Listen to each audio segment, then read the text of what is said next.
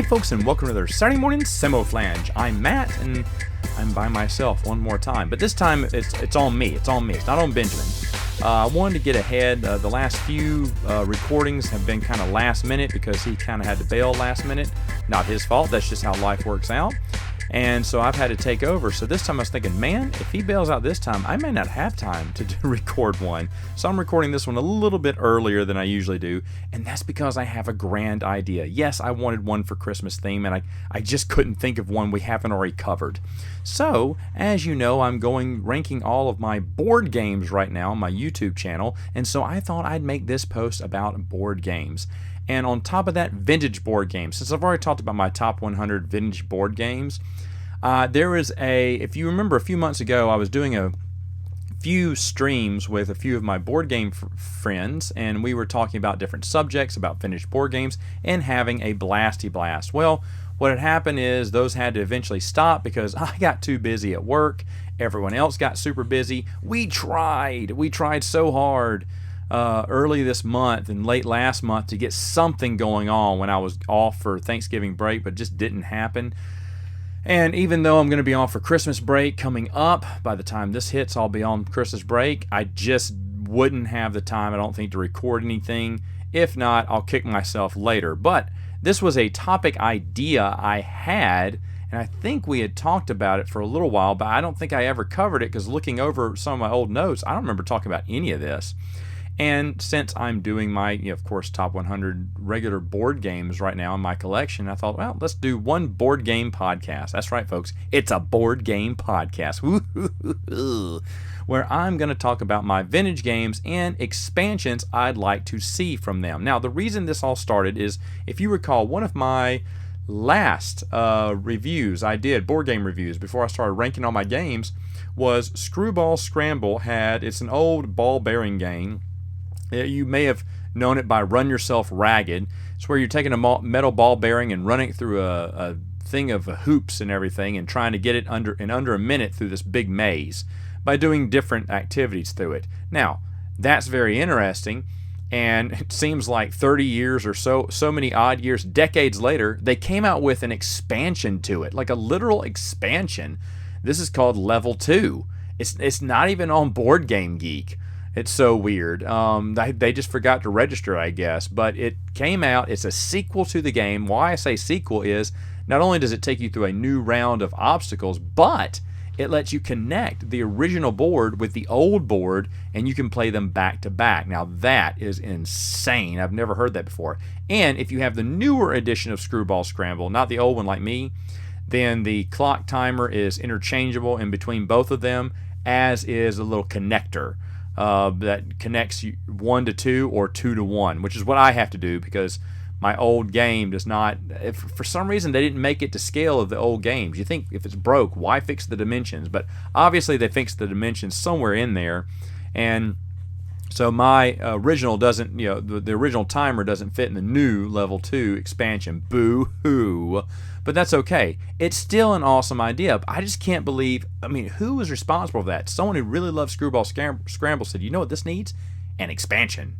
Decades later, 30-something years later, make an expansion. So if that could happen, technically, any of these could happen. And that's a big fat lie. I don't think any of these would ever happen to my vintage games.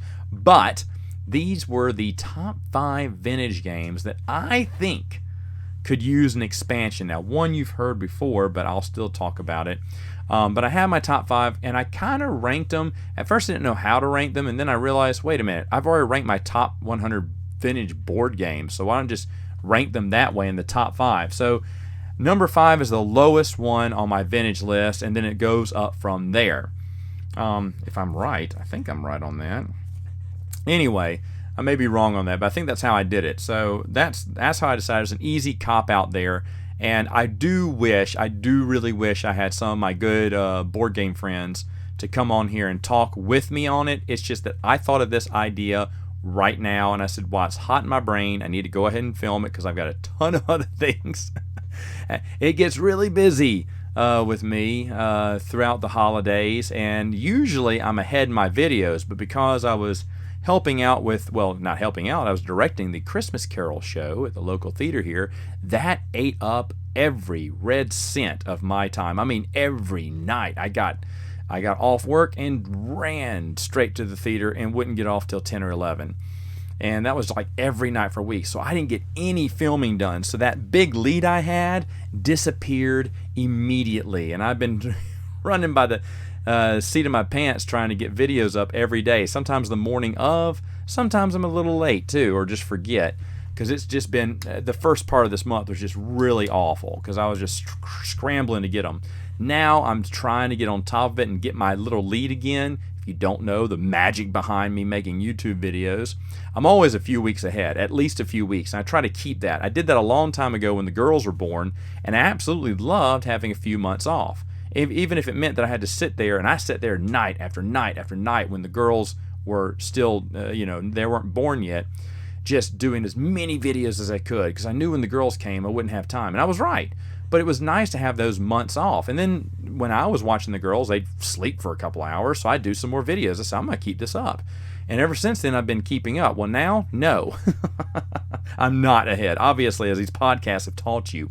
And so I'm trying to get that lead back. So with some vacation time off and the girls still in daycare, hopefully I'll have enough time to catch back up and get just a little bit of that lead back. Anyway, I digress. Let's get into number 5. Folks, if you remember, there's a game that just recently got announced, a reprint, and it's something that made everyone happy. And now the name escapes me because I did not write it down. Dadgummit. Man, that name's coming to me. But anyway, it's a very popular kind of dungeon crawl from back in the day. And I like the not so popular, the rip-off version of it called Dark World. Dark World to me is really fun. Yes, it is simple. Yes, it is streamlined, but the pieces look amazing. I had a great time with it. Don't really care for the other one. It's going to come to me eventually. The name will during this podcast, or maybe right after, who knows. But anyway, but Dark World has always been one that I have favored under Conquest. It's called Conquest or something, I think. It's coming to me. Anyway, blurry visions here, folks. It's coming to me. But anyway, so the Dark World had 3 expansions that were a lot of fun. The pieces looked amazing. I really enjoyed the game. I look forward, if my girls are nerdy enough and get old enough to play it, we'll play that simple, easy dungeon crawl first. It's very simple. I think it deserves a few more expansions, to be honest. I like the expansions, the unique ideas that it came up with and everything. And since they've reprinted this other one, why not? Why not go ahead and, just give me another, who was it? Milton Bradley, I think, did Dark World. Why not? I know Milton Bradley, I don't think they're around anymore, but why not make another expansion to Dark World? I think I would love it. I don't think you need more heroes because there's plenty of heroes in the game already, but more villains, another story. I would put it past. See, it's funny, the expansions came out and were prequels to each game that prior to it. So for instance, if you want to play through these in order, you'd actually play the second expansion first, then the first expansion next, and then the base game last, because the base game is the ultimate baddie, supposedly. So, I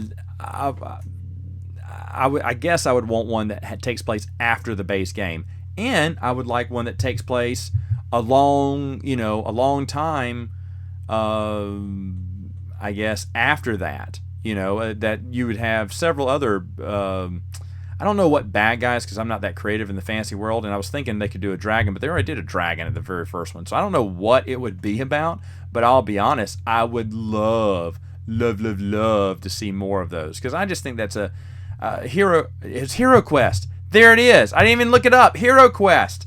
I even said the wrong name and got it right here. Okay, so Hero Quest was the one that Hasbro is reprinting, and Dark World, to me seems a lot more fun. I never got into Hero Quest, but since Hero Quest is getting a new game or remake with a new expansion, can't they do the same for Dark World? All right, so now that I got that one down, let's go to the next one, number 4. There's an old Star Trek game that's based off the first movie. Yeah, based off the motion picture. And basically, it's just the adventures of Star Trek, just the original cast and crew. And they've had plenty of Star Trek games, but I think I want an expansion to that game. And guess what? It's going to be Star Trek 2, The Wrath of Khan. That's what I'd call it. And it'd be just like, just in the same, you'd use the same board from the base game, except this time you're going to use a few different things here. You're going to have to battle Khan. Khan is going to be a ship that's going to be looking just like the other ships of the same make and model of the Enterprise that all the players play, and he'll be a different color like brown or black or whatever, I don't care, gray. And he is a character that everyone can move. You roll another dice to move him, and of course you're trying to move him on other players. If another player interacts with Khan, they've got to dodge him by maybe doing a roll or playing a card or doing something. If they fail, two bad things can happen. Either they're going to lose their turn and be stuck on the planet for an entire turn, Khan, or they're going to be sent back to their home planet for repairs after being badly damaged by Khan. So Khan is like an antagonist in the game now that all players can do to stop other players from completing their missions, which is what Khan was about, right? About revenge. And he's relentlessly going after all four Enterprises, so that's why all four players can play him. And, there may be some extra cards in the deck where you may come across Khan's home planet. And if so, something bad would happen to you. So I don't know. Or his, where the planet where he was marooned at, that you just forgot after a while because planets shifted or something. I mean, watch Star Trek 2. I think that'd be fun. And to be honest, it would make a lot of sense since they did the first one off the Star Trek motion picture. And after that, I wouldn't want any more. I don't want to search for Spock expansion, even though you could do one, technically speaking. But Star Trek 2, Wrath of Khan is what I call it for the Star Trek thing, and I think that'd be awesome. All right, so number 3 is one that I was looking at my shelf when I came up with this idea, and I came across Batman Gotham City Mystery. Now, I like this little game. You're Batman, Robin, Nightwing, or Batgirl, and one other player is the villain, and the villain's trying to go around town, and you're trying to stop the villain through various cards and things. Well, I thought, wouldn't it be cool if they did an expansion to that? Because I love the minis, they're pre-painted minis, and I love the artwork. Basically, you have a supercomputer that can latch on maybe, or just a different computer with different villains, and have some new heroes put in there too. Basically, I'm doing this for the minis. And you could also do a few other things too. Switch up the city, have some different items they're going after. Basically, it's the same game, just some new heroes to help out, and of course some new cards to help out Batman or to help out the enemies as well. But like I said, I love the art and I love the minis here. So well, let me get to the 10 new characters that Batman would encounter. And I'm not married to these 10. No, I think I am. As I'm looking these over, I think these are the ones that I do want.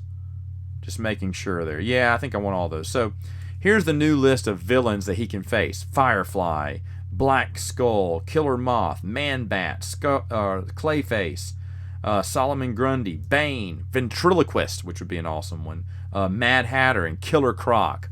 All those could be extra villains that could take on Batman and go on a crime spree and whatnot. I just want to see the artwork on those. And the new heroes that could assist Batman, I came up with 3. I don't think there needs to be that many, but I'd like to see Huntress, Spoiler, and Azrael. Anyone who read the Batman comic books from 1990, you get it. You get what I just said there. I think that would be a fun expansion. You would expand the mystery with new adventures, new places to go, new things that could happen during it, and of course new cards that can help Batman and friends or help the enemy do a few things. And to be honest, well, no, you can't have minis of the villains because that's the whole thing about having I almost said I want minis of all the villains, but you can't really do that because, of course, that's the whole secret is who is it? Who is it? Who's the culprit behind it? It's a detective game. You're trying to, by process of elimination. That's why I love it. Batman is a detective, and I mean, yeah, you're trying to capture villains, but you're also using their clues that are hidden with them to find out who the mastermind is behind the plan. That's why I've always liked Batman Gotham City Mystery. It's a detective game, a whodunit as sorts. And so I just kind of want more of the same. I don't think this would ever happen. I mean, Mattel did this a long time ago. I don't even know if they're still in business either, but I think it'd be cool. I think it'd be cool. Wouldn't hurt, right? They should get more games out there in the market. Anyway, so that's my number 3. Now, my number 2 I've talked about, I know for a fact. I think this is what happened. I think when we did this particular stream with everyone, I had everyone pick one to answer this, and that's how we ended it. And so this was my one that I picked a long time ago, and I stand by it, but now it's number 2. So I'll talk about it again, just in case you didn't catch the stream, or you just want to hear me talk about it. I don't care. McDonald's. There's a board game about McDonald's that I just think is so much fun. You're rolling a die, moving around the board. When you land on an order space, you have to call an order as all the other players rush to get your order in time. Then they got to throw a marble into the sign that drops down a tube to be first. But if they got your order wrong or repeat it wrong, they're out. So you can't just dump out all your cards and say, here, if you have more than what's needed, you still lose. You have to get the order exactly. I really like this game. It's so much fun. And Norm and I sat on the phone. This is back when we used to talk a whole lot. And we would talk about just expansions for this game. I came up with the breakfast expansion where you add another player, Early Bird. Because Early Bird's not in the base game, but you can play with Early Bird now. And what Early Bird can do is she can you got new breakfast sandwiches now. You got the McMuffin, the hot cakes, you have coffee now, and orange juice was the other drink there. I want to say we added 6 items, but now I can't remember what else we would have ordered besides the breakfast burrito. But I don't know if there's another one, so maybe it's just those 4. But that's the Early Bird special.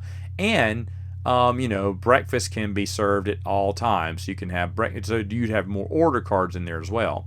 And then another expansion I thought about was adding these cards to the deck, like Fry Guy. Well, the Fry Guys is another 6-player. You can play as all 3 Fry Guys if you wanted to play as another one.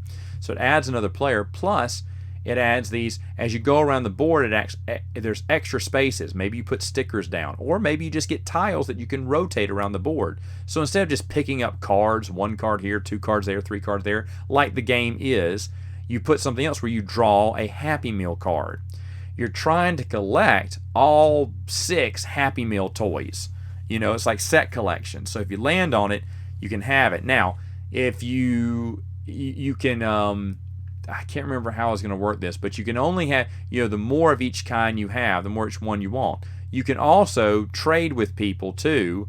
You can but you have to put them face down. So you don't know what they have, they don't know what you have, and you trade. So it prevents someone saying, oh, I really need that card or not. But it's worth trading because you've already got doubles of it, and doubles aren't going to help you. You need 1 of each. If you can collect all 6, you'll get some big bonus points at the end of the game, and you could beat the first player with those bonus points too.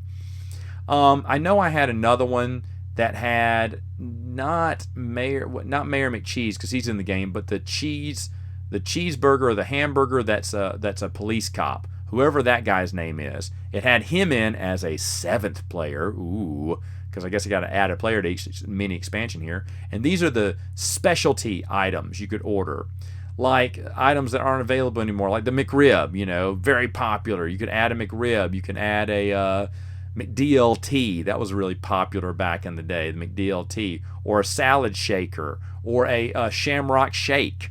I remember we had shamrock shakes on there too. And I know we had 6 for this, and I can't remember what the other ones were, but they were like special one, like the hula burger, the pineapple burger that was a failed one a long time ago, but infamous. And then I can't remember what the other infamous one was. Oh, chicken McNuggets. Wasn't infamous. You could add some McNuggets to that too.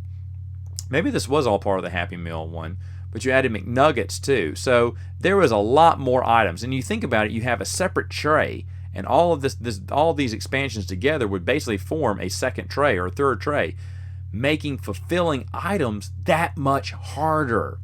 So you got a little set collection in there. You got fulfilling items. Orders are going to be harder because order cards can be different levels now. You can have a difficult level where they're ordering breakfast, lunch, dinner specialty cards, changing their minds all the time. So basically just elevates the game a little bit more, and you can shuffle those in the deck or just leave them out. They'll be marked on the front to say, it'll have a maybe McDonald's in flaming red. I don't know, the McDonald's emblem, the golden arches and red arches or something. But I just think that would just be a fun expansion. Now, Norm actually took the time and did a print and play, I think, for this. And it's pretty good. It's pretty good. I'll be honest. If I had the time and the talent to make good components, I would for this. Because I just think it'd be an excellent game. Now, who's to stop anyone from going to McDonald's and asking for the rights for a board game? I think McDonald's would be happy to do that.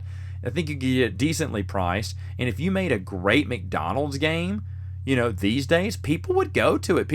Regular people would buy the McDonald's game. Why not? Why not? If every McDonald's in my area, I think, is only drive-through open. I don't know if that's McDonald's as a whole, but McDonald's here in Louisiana is drive-through only. So I'm still not able to play this game inside of a restaurant, and I really wish I could, because I think it'd be a head-turner for everyone to see that there is a McDonald's game out there, because a lot of people don't know that. But you reprint this game, you bring an expansion out years later, oh yeah, I'm in on that, man. I am in. I'll be up for that Kickstarter. Forget Hero Quest. Give me that McDonald's. Oh, by the way, I'm a big McRib fan, if anyone did not know this. I get McRibs all the time. The first day it came out, what was it, December 3rd or something, 2nd? Me and my buddy went. I was supposed to go with a few other friends, but we just never got together. And to be honest, I haven't eaten that many. I'm always down for McRib, man. I'm always down. We'll never turn down a McRib, but I just haven't eaten that many because they're not doing the extra one for $1 this year. And whenever they do that,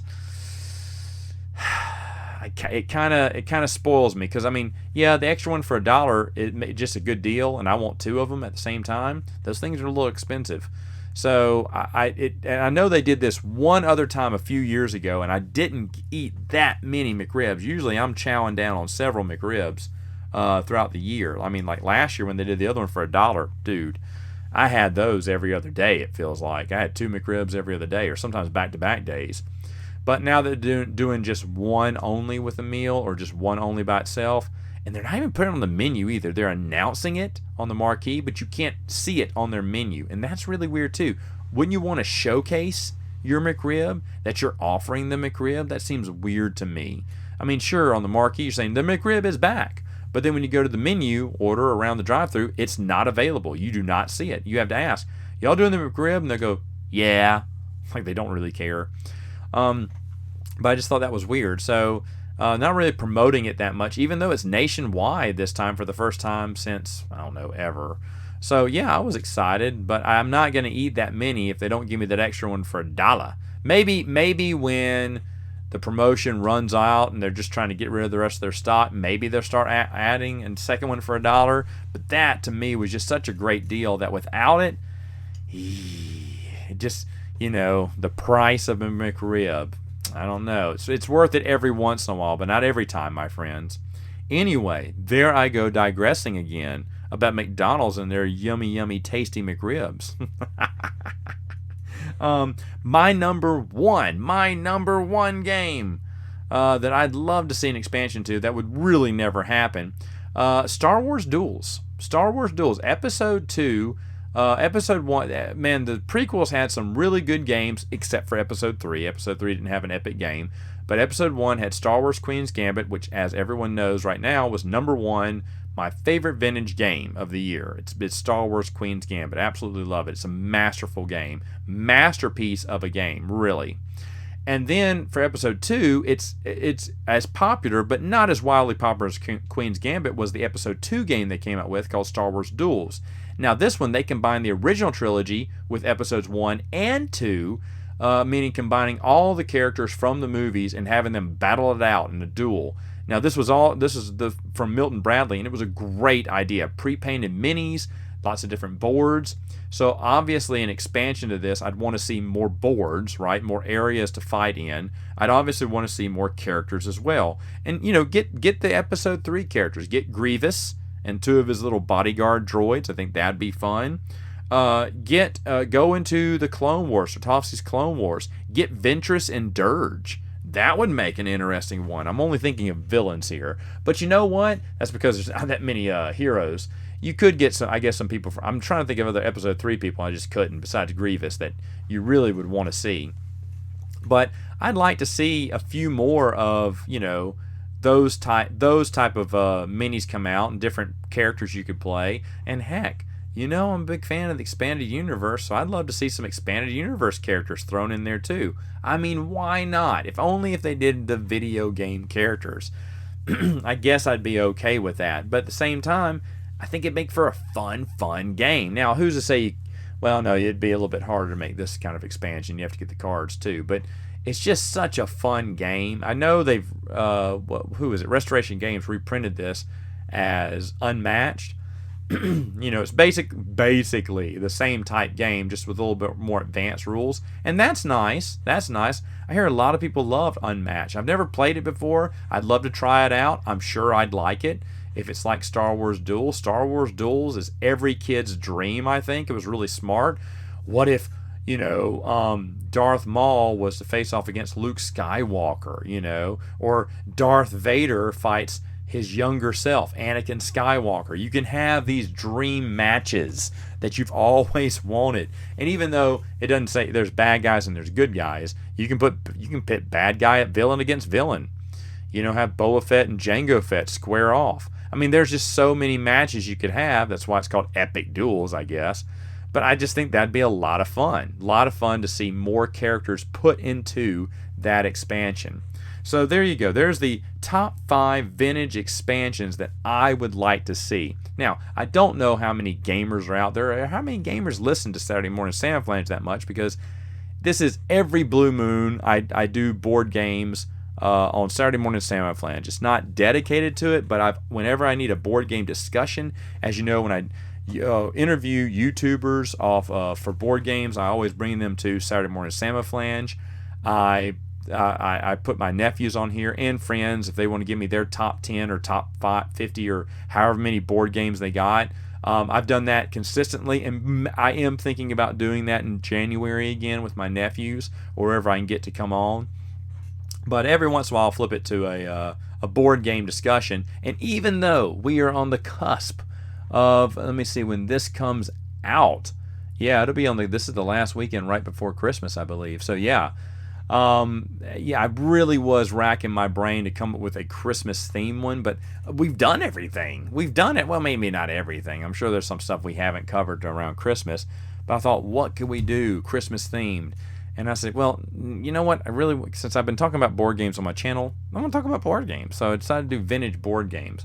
But just to let you know what's going on with me for Christmas, well, I'm not traveling because most of my family, if not all my family, lives here.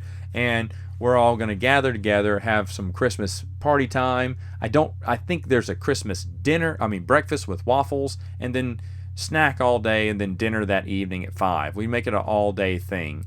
Of course, we open our presents right after breakfast, I think. We have a big breakfast, open presents, and then basically it's trying to figure out how to put things together.